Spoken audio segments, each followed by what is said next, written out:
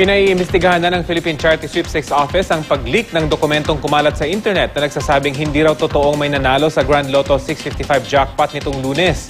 Balita hatid ni Katrina Son. Tuwing may mananalo ng jackpot sa loto, ang tanong ng marami sa atin, sino kaya ang maswerteng taong ito?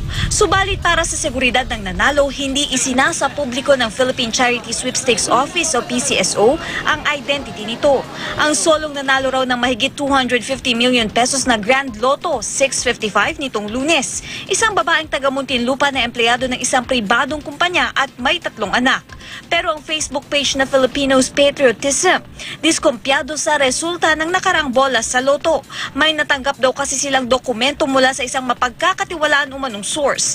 Nakalagay sa dokumento na walang nanalo sa Grand Lotto noong Lunes. Nasa taas ng papel ang pangalan ng PCSO.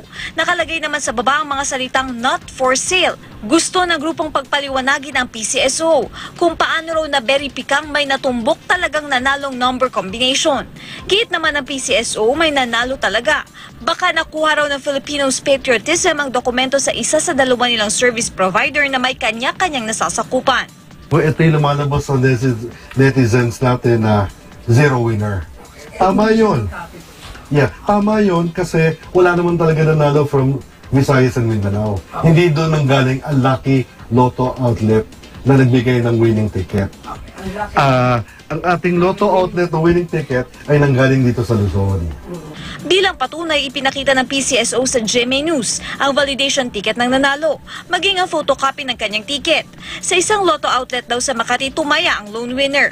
Kahapon ng umaga, nakuha na niya ang halos 250 million pesos niyang premyo. Kinumpirma naman ng opisyal ng bangko na idineposito na ang checking ni-release ng PCSO.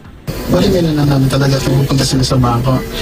It's their option if gusto nila yung cash and check or they can open an account. Pinaiimbestigahan na ng PCSO ang pag-leak ng dokumento sa Facebook page na Filipinos Patriotism na dapat ay Lotto outlets at mga opisyal lang na PCSO ang nakakaalam.